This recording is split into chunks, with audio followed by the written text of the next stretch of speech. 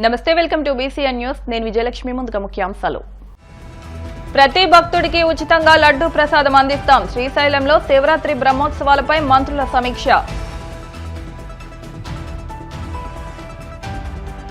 నెల్లూరు జిల్లా అభివృద్ధిపై అధికారులతో మంత్రి నారాయణ సమీక్ష. దగదర్తి విమానాశ్రయ నిర్మాణ పనులు త్వరలో చేపడతామని వెల్లడి.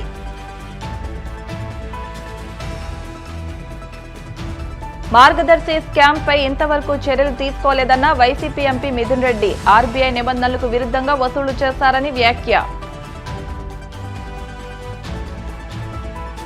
త్రాగునీరు అందించి ఎన్నికల ముందు ఇచ్చిన హామీ నెరవేర్చిన ఎమ్మెల్యే అంజిబాబు. కృతజ్ఞతలు తెలిపిన రాయలం విజయ్ సంచన టవర్స్ విశిష్ట హైట్స్ అపార్ట్మెంట్ కమిటీ నాయకులు.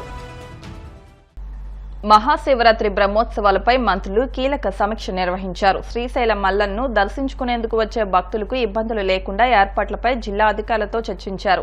ఈ సమీక్షలో మంత్రులు ఆనం రామనారాయణ రెడ్డి, వంగలపూడి అనిత, జనార్దన్ రెడ్డి, అనగాని సత్యప్రసాద్తో పాటు పలువురు ఎమ్మెల్యేలు పాల్గొన్నారు. ఈ సందర్భంగా మంత్రి ఆనం మాట్లాడుతూ శ్రీశైలం వచ్చే భక్తులకు అన్ని ఏర్పాట్లు చేస్తున్నామని, నల్లమల ప్రాంతం నుంచి వచ్చే వారికి తాగునీరు, ఆహారం అందిస్తామని తెలిపారు.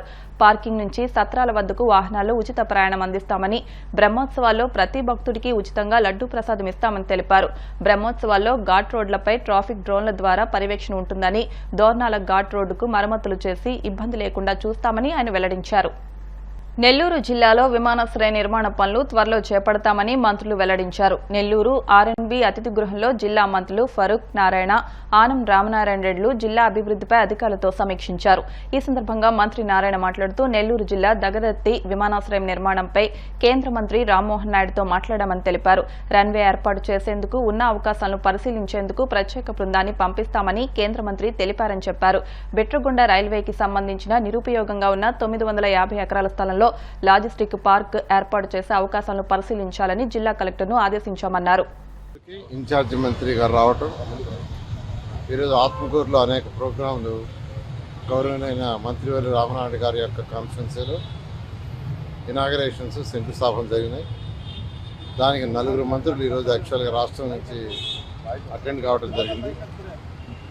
అటు బీసీ మంత్రి గారు, ఆర్ఎండ్బి మంత్రి, తర్వాత ఎండోమెంట్ మంత్రి గారు, నేను, ఎంపీ గారు, ఎమ్మెల్యేలు యాక్చువల్గా ఈరోజు పార్టిసిపేట్ చేశాం. అక్కడ ప్రజలు ఎంతో హ్యాపీనెస్ని ఎక్స్ప్రెస్ చేశారు. 7 నెలల్లో ఇన్ని కార్యక్రమాలు ఒక ఆత్మకూరు కాన్ఫరెన్స్లో చేసినందుకు. తర్వాత నెల్లూరులో ఈరోజు యాక్చువల్గా ఇన్ఛార్జి మంత్రి యొక్క ఆధ్వర్యంలో పార్టీ మీటింగు, ఇన్ఛార్జి మంత్రి మరియు పార్టీ జిల్లా పార్టీ ప్రెసిడెంట్ అజీజ్ గారి యొక్క ఆధ్వర్యంలో పార్టీ ఆఫీసులో పార్టీకి సంబంధించి అనేక విషయాలను డిస్కస్ చేయడం జరిగింది. అదైన తర్వాత మళ్ళా కలెక్టర్ గారితో ఆర్ఎండ్బి గెస్ట్ హౌస్లో ఈరోజు ఎమ్మెల్యేలందరూ, ఇన్ఛార్జి మంత్రి రామనారాయణ గారు, నేను ఇద్దరు అందరం కలిసి యాక్చువల్గా అనేక విషయాలు డిస్కస్ చేశాం. అందులో మన నెల్లూరుకి ఎయిర్పోర్ట్ విషయం, తర్వాత యాక్చువల్గా డెవలప్మెంట్ యాక్టివిటీస్, ప్రతి కాన్స్టిట్యున్సీలో డెవలప్మెంట్ అవి ఉన్నాయి, ఎంతవరకు వచ్చినాయి దాని మీద రివ్యూ చేయడం జరిగింది. నెల్లూరు ఎయిర్పోర్ట్ అయితే 2014-19లోనే దాన్ని ముఖ్యమంత్రి గారు శాంక్షన్ చేశారు. టెండర్ ఇవ్వటం కూడా జరిగింది కంపెనీకి. కానీ గత ప్రభుత్వం దాన్ని ఆపేసింది. 750 ఎకరాల ల్యాండ్ అక్విజిషన్ కూడా చేశాం. మా మీద కక్షతో దాన్ని ఆపేసింది. అయితే మళ్ళీ ఇప్పుడు కేంద్రంలో పౌర విమాన శాఖ మంత్రి ఈరోజు రామ్మోహన్ నాయుడు గారు ఉన్నారు. వారితో అనేక సార్లు ఆల్మోస్ట్ ఎవ్రీ వీక్ డిస్కస్ చేస్తున్నా. ఇవాళ కూడా యాక్చువల్గా ఆయనతో డిస్కస్ చేయడం జరిగింది. ఆయన త్వరలో కమిటీని పంపిస్తాను. కమిటీ స్టడీ చేసి ఇప్పుడు ఉన్న ల్యాండ్కి యాక్చువల్గా ఎయిర్పోర్ట్ స్ట్రిప్ కానీ వచ్చేసరికి ఇమ్మీడియట్గా శాంక్షన్ చేస్తాం. లేదు ఇంకేదైనా కొంత ల్యాండ్ కావాల్సి ఉంటే ల్యాండ్ అక్విజిషన్ ఇవ్వమన్నారు. ఇవాళ కలెక్టర్ గారు కూడా ఆర్డర్స్, ఇన్స్ట్రక్షన్స్ ఇచ్చాము. వారు కూడా దాని మీద ఉంటుంది. ఆ విధంగా నెల్లూరు ప్రజలకు ఎంతో కాలం నుంచి ఉన్న కళ ఎయిర్పోర్ట్ కూడా త్వరలో నెరవేరబోతుంది. ఇదే సమయంలో నెల్లూరులో ఏదైతే under ground drainage, drinking water 1100 కోట్లు అప్పుడు శాంక్షన్ చేసామో ఆ పనులు గత 5 సంవత్సరాలు ఆగిపోయినాయి. దాన్ని మళ్ళీ రివైజ్ చేసాము. వాళ్ళు ఇప్పుడే మొదలు పెట్టారు. వాళ్ళకి దాదాపు ఒక కాంట్రాక్ట్కి 120 కోట్లు పెండింగ్ పెట్టారు. వాళ్ళు లబోదీపు కట్టుకుంటుంటే ఈ మధ్య 25 కోట్లు యాక్చువల్గా ఇవ్వటం జరిగింది. మరో కాంట్రాక్టర్కి ఒక 10 కోట్లు ఇచ్చాం. ఈ విధంగా అంటే ఆర్థిక పరిస్థితి బాగాలేకపోయినా నెల్లూరు ప్రజలందరికీ చెప్పేది వాళ్ళకి కొద్దిగా ఇస్తూ వస్తున్నాను. వాళ్ళు ఇంకొక 30 కోట్లు మళ్ళీ ఇస్తే, ఇంకొక 30 కోట్లన్నా ఇస్తే ఇవ్వాల్సిన డబ్బుల్లో వేగవంతంగా మొదలు పెడతా ఉన్నారు. దాన్ని కూడా ముఖ్యమంత్రి గారితో డిస్కస్ చేస్తున్నాం. వీలైనంత తొందరలో అది కూడా కంప్లీట్ చేయడం జరుగుతుంది. అదేవిధంగా డ్రింకింగ్ వాటర్కి ఏషియన్ ఇన్ఫ్రాస్ట్రక్చర్ ఇన్వెస్ట్మెంట్ బ్యాంకు, అమృత్లో అనేక పనులు ఆగిపోయినాయి. అవి కూడా రివైజ్ చేసి మార్చ్ ఎండింగ్ లోపల అవన్నీ కూడా స్టార్ట్ అయ్యేటట్టు చేస్తాం. మార్గదర్శి చిట్ ఫండ్స్ పై చర్యలు తీసుకోవాలని YCP MP Mithun Reddy demand చేశారు. దేశంలో జరిగిన స్కామ్లలో మార్గదర్శి స్కామ్ అతి పెద్దదని చెప్పారు. లోక్సభలో బడ్జెట్ పై చర్చల్లో భాగంగా మాట్లాడుతూ ఆయన ఈ వ్యాఖ్యలు చేశారు. మార్గదర్శి అక్రమాలపై కేంద్ర ప్రభుత్వం చర్యలు తీసుకోవాలని కోరారు. 2,600 కోట్ల డిపాజిట్లుగా సేకరిస్తే ఈడీ ఏం చేస్తోందని ప్రశ్నించారు. కేంద్ర ప్రభుత్వం దీనికి సమాధానం చెప్పాలని అన్నారు. ఆర్బీఐ నిబంధనలకు విరుద్ధంగా మార్గదర్శి వసూలు చేసిందని, డిపాజిటర్లకు న్యాయం జరగాలన్నారు. విద్యా వైద్యంపై కేంద్ర ప్రభుత్వం దృష్టి సారించాలని, పోలవరం ప్రాజెక్టు ఎత్తును తగ్గించవద్దని ఈ సందర్భంగా ఆయన కోరారు. Important issue in our state I would like to talk. Finance Minister in one of her replies in the question hour spoke about Saharas. She said that they collected funds against RBI norms. She said that there are a lot of beneficiaries or whoever depositors who have been unidentified and they have diverted the money and they have taken action on that. I totally agree with her decision. Sir, I want to know why Margadashi is let off. They have collected 2,600 crores of deposits. They have diverted that, which is against the RBI norms. RBI has filed an affidavit saying that it is completely against what they have collected. So they have collected in cash, and the income tax department has slapped a notice of 1,000 crores, and which they went to the court and got a stay. Sir, this is one of the biggest scams. Law should be the same for everybody. Just because they have a media house, they should not be let off from scamming the people.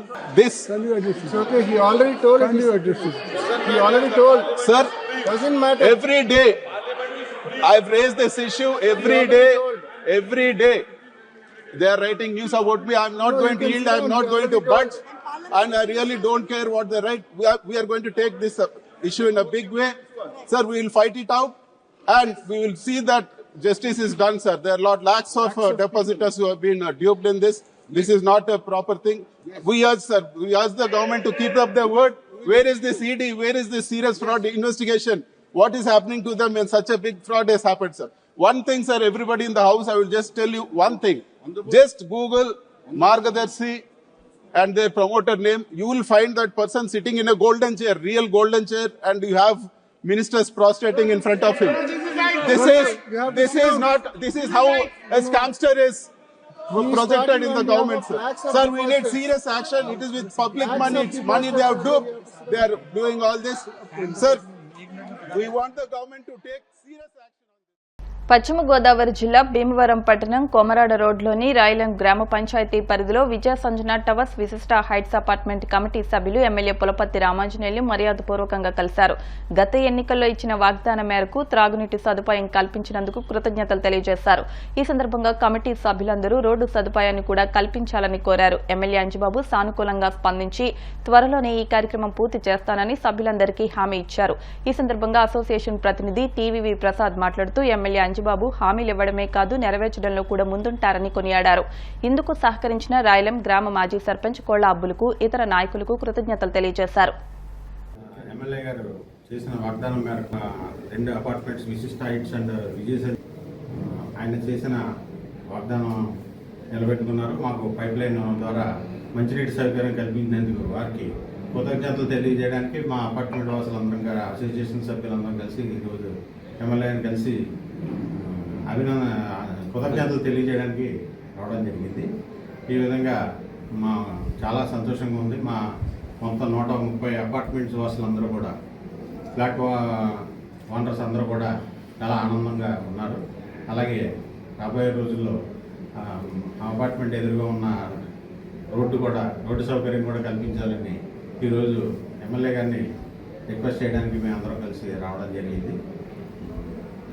ఈ సందర్భంగా మరొకసారి MLA గారికి మా association, మా 2 apartments association తరఫున కృతజ్ఞతలు తెలియజేస్తాం. Plastic నిషేధానికి ప్రతి ఒక్కరూ సహకరించాలని భీమవరం డీఎస్పీ ఆర్జీ జయసూర్య అన్నారు. పశ్చిమ గోదావరి జిల్లా భీమవరం పురపాలక సంఘం శ్రీ విజ్ఞాన వేదిక ఆధ్వర్యంలో శ్రీ సూర్య వొకేషనల్ జూనియర్ కళాశాల విద్యార్థులతో మంగళవారం ప్లాస్టిక్ నిషేధంపై అవగాహన సదస్సు నిర్వహించారు. డీఎస్పీ జయసూర్య మాట్లాడుతూ వినియోగదారులు, వ్యాపారస్తులు కూడా ప్లాస్టిక్ ను బాధ్యతగా నిషేధించాలన్నారు.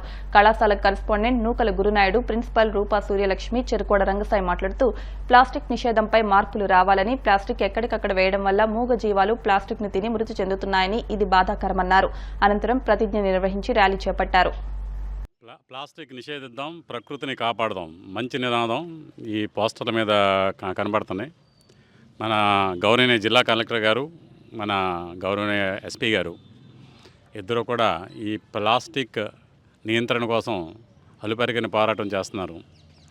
దీని సందర్భంగా ప్లాస్టిక్ వాడకం మూలంగా ఎన్ని అనర్థాలు వస్తాయన్నది మనందరికీ తెలుసు. ప్లాస్టిక్ మూలంగా భూమి కలుషితం అవుతుంది, నీరు కలుషితం అవుతుంది, మన గాలి కలుషితం అవుతుంది. ఒక సైంటిఫిక్ రీసెర్చ్ ప్రకారం ఒక ప్లాస్టిక్ భూమిలో కలిసి అది కంప్లీట్గా లోపల డిజాల్వ్ కావాలంటే కనీసం 100 సంవత్సరాలు పడుతుందని ఒక అంచనా. అంటే మామూలుగా ఏదైనా గ్రేడబుల్ ఏదైనా వేస్తే ఇమీడియట్గా 1 సంవత్సరం 2 సంవత్సరాలు కలిసిపోతే ఇది 100 సంవత్సరాలు పడుతుందని ఇది అంత హాని చేస్తుంది ప్రకృతికి. అందుకని యాక్చువల్గా ప్లాస్టిక్ని నిషేధానికి మన కలెక్టర్ గారు చాలా చర్యలు తీసుకున్నారు. దానిలో సింజన్ యాక్షన్స్ కూడా పోలీసుని కూడా ఇప్పుడు మొబిలైజ్ చేస్తున్నారు. దానిలోని మనం జనరల్గా ఎప్పుడైనా ఇంతకుముందు పూర్వం అంటే మా చిన్నప్పుడు మేము ఎప్పుడైనా ఏమైనా సరుకులు కొనుక్కోవాలంటే ఒక బ్యాగ్ తీసుకెళ్ళేవాళ్ళు కూడా, అంటే ఒక 40-45 ఇయర్స్ బ్యాక్. ఇప్పుడు అసలు సరుకులు కొనుక్కుందామంటే ఒక ఫోన్ తీసుకెళ్తున్నారు. ఆ ఫోన్ ఆడే ఒక ప్లాస్టిక్ వేస్తాడు, దానిలో ఒక స్కానర్తో కొడతాడు. ఒకసారి మళ్ళీ అదే నల్ల బ్యాగులో తీసుకొచ్చేస్తాం ఇంటికి. ఆ నల్ల బ్యాగులు మాత్రం లోపలగా కొట్టలు వెళ్ళిపోతాం. మళ్ళీ అదే నల్ల బ్యాగ్ ఒకసారి బయటకు వేరే చోట్ల రోడ్డు మీద పడేస్తాం. సాధ్యమైనంతవరకు మనం కూడా ఒక జూట్ బ్యాగ్, అందరూ కార్లు వాడుతున్నాం కాబట్టి మన డిక్కీలో ఒక జూట్ బ్యాగ్ పడేసుకుంటే ఏమైనా అదే దానిలోంచి మనం కూడా ఏమైనా సరుకులు కొనుక్కొని దాన్ని తీసుకెళ్ళచ్చు. లేకపోతే మన 2 వీలర్లో కూడా ఆ జూట్ బ్యాగ్ ఏమైనా పెట్టుకుంటే మన సరుకులు దానిలోనే తీసుకెళ్ళచ్చు. ప్లాస్టిక్ సాధ్యమంతా వాడకుండా చూడడానికి ప్రయత్నిద్దాం.